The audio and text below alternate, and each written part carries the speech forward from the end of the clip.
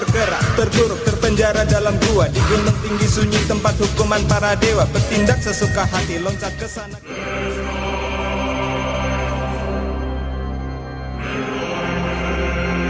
Setelah 100 tahun belajar ilmu awet muda dan menguasai 72 sihir, Gokong pun kembali ke kuil Mahaguru Bodhi.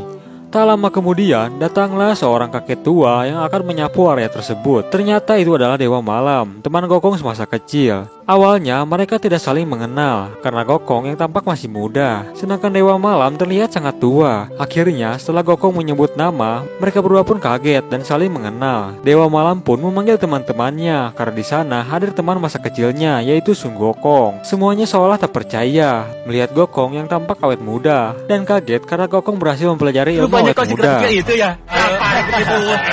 Setelah melepas rindu, Gokong pun menanyakan kakak angkatnya, yaitu Dewa Kerbau dan Dewi Kipas, yang ternyata mereka diusir sang guru setelah ketahuan memiliki anak dari hubungan mereka. Setelah itu, Gokong pun memamerkan kemampuan sihir yang ia telah kuasai. Ia berubah menjadi sapu, burung, lalu berubah menjadi Mahaguru Bodhi. Kurang ajar.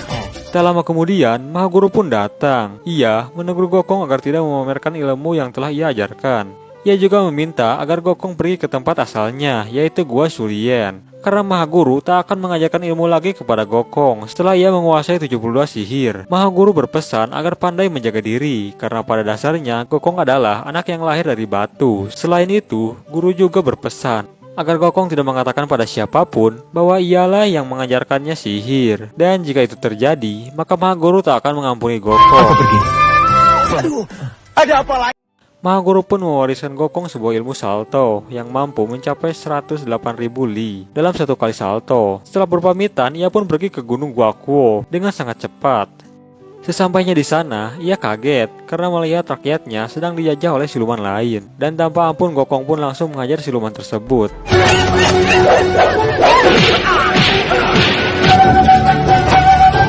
Hei, tidak usah takut.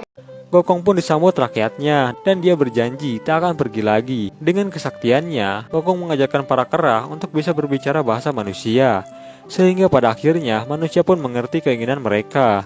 Dan hal ini sangat memudahkan para kera dalam mencari makanan. Semuanya gembira, di mana salah satu di antara mereka mengatakan bahwa pernah ada makhluk besar yang mengusir mereka. Mendengar hal itu, Gokong pun langsung tertantang, sampai ia terkejut dengan gua yang bergetar. Dan itu adalah makhluk yang mereka maksud. Ternyata itu adalah Gumoong atau kakak angkatnya Gokong. Namun mereka tidak saling mengenali karena sudah 100 tahun tidak bertemu. Pertarungan pun terjadi di mana Gokong dengan mudah menghajar si kerbau. Sampai pada akhirnya Gumoong mengeluarkan jurus kerbaunya yang seketika Gokong mengenali gerakannya. Dan ia pun langsung sadar bahwa itu adalah kakaknya. Teman, ini aku. Akhirnya mereka pun melepas rindu. Gumoong mengatakan bahwa awalnya ia ingin membahagiakan istrinya dengan cara mencarikan wanita lain, alias Gumoong berpoligami. Namun ternyata Putri Kipas sangat marah. Gumoong pun berniat menyembunyikan istri mudanya di Gua Shulien, yang ternyata itu adalah goa yang Gokong tempati. Setelah itu, Gumoong mengajak Gokong mengadu ilmu sihir. Namun Gokong merendah dan seketika ia pun mengubah dirinya menjadi Gumoong. Hal ini dibalas Gumoong dengan berubah wujud menjadi Gokong. Bisa 72 macam sihir ya. Belum maju pesat sekali. Wow.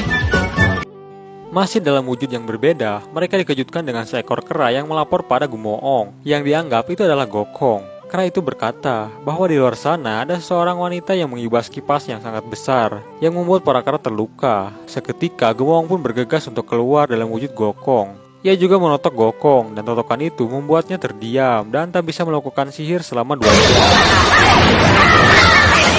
Gumoong yang masih dalam wujud Gokong, ia pun menemui Putri Kipas yang sangat marah, sampai ia pun terhibas oleh tiupan kipas istrinya. Akhirnya Putri Kipas mengenalinya bahwa itu adalah Sun Gokong. Namun karena sangat marah, ia pun mengabaikannya dan mencari Gumoong. Sebisa mungkin, Gumoong mencoba menenangkan istrinya, seolah itu adalah Gokong yang sedang menasihatinya. Di mana dia bersembunyi? Keterlaluan, rupanya kau bersembunyi ya. Ketika melihat Gokong dalam diri wujud Gumoong, Putri Kipas pun sangat marah, dan Gokong pun harus menerima beberapa tamparan dari Putri Kipas yang menyangkanya itu adalah Gumoong yang asli. Saking marahnya, Putri Kipas pun menghibaskannya menggunakan senjata andalannya, sampai Gokong pun terpental keluar gua. Baru bertemu sudah mencelakai aku. Gokong yang tak bisa bergerak, ia pun hanya menggerutu. Tiba-tiba datanglah 2 utusan Raja Akhirat yang membawa Gokong, yang mereka anggap itu adalah Gumoong, untuk menghadap Raja Akhirat karena umurnya telah habis. Kera lain yang melihat itu dibuat bingung. Ia pun langsung menuju gua untuk segera melapor. Gumoong sendiri terlihat berusaha menyadarkan istrinya yang ternyata sangat mencintai dirinya. Ia pun hampir lupa sedang menjadi Gokong dengan memeluk istrinya. Hal ini membuat Putri Kipas sedikit curiga atas kelakuan Gokong. Tiba-tiba mereka dikejutkan dengan kera yang melapor bahwa kerbau dibawa 2 iblis ke dalam tanah. Gumoong pun kaget dan seketika ia merubah dirinya menjadi Gumoong yang asli. Ketika Putri Kipas akan marah, ia pun mengingatkan bahwa nyawa Gokong lebih penting. Akhirnya mereka pun bergegas menemui Raja Akhirat untuk menyelamatkan adiknya. Semua ini memang salahku. Sekarang kita harus cepat. Scene berpindah ke Gokong, di mana kini ia yang dibawa menghadap Raja Akhirat yang mengatakan bahwa ajalnya telah tiba. Gokong pun berdalih bahwa ia bukan Gumoong, melainkan Sun Gokong yang tak akan pernah bisa mati. Namun petugas di sana tidak percaya dengan menunjukkan buku catatan ajalnya.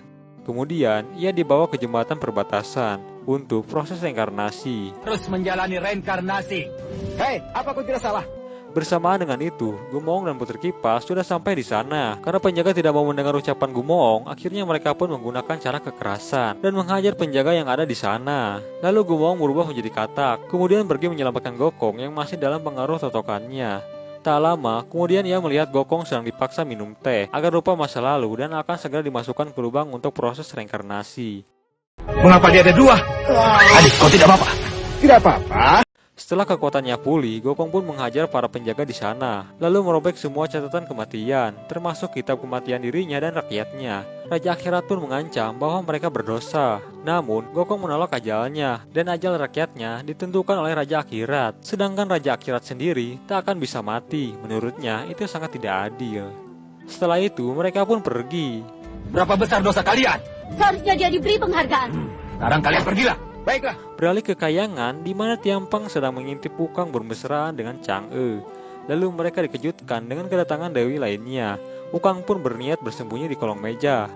Namun Tiampang menendangnya dari dalam. Sampai akhirnya Wukang bersembunyi di kolong ranjang. Kami ingin ikut berbincang-bincang. Para dewi pun duduk di kursi di mana di bawah mejanya ada Tiampang sedang bersembunyi. Tiampang yang berusaha mengikatkan sebuah benang ke kaki Chang'e, namun dia terus gagal. Bahkan kini Wukang tahu bahwa di bawah meja ada Tiampang.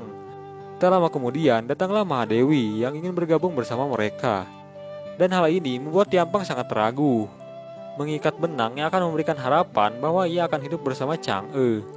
Wukang yang melihat hal itu, ia pun semakin marah dan tak tahan melihatnya. Ia pun keluar dari persembunyiannya, lalu mengangkat meja dan Tiampang pun ketahuan. Atas insiden tersebut, Kaisar Langit pun sangat marah kepada mereka bertiga, di mana Kaisar mengatakan akan menurunkan mereka ke bumi dan tak diizinkan untuk kembali ke Kahyangan sebelum terlepas dari nafsu dunia. Namun, atas usulan Mahadewi, akhirnya mereka pun diberi keringanan hukuman. Chang'e ditempatkan di istana beku sendirian dan tak boleh pergi kemanapun. Sedangkan Wukang harus terus menebang pohon sampai ia bisa melupakan Chang'e. Tiampang sendiri, yang merupakan panglima paling tinggi, dijatuhi hukuman dengan cara diturunkan ke bumi. Hukum untuk turun ke dunia. Terima kasih. Pengawal.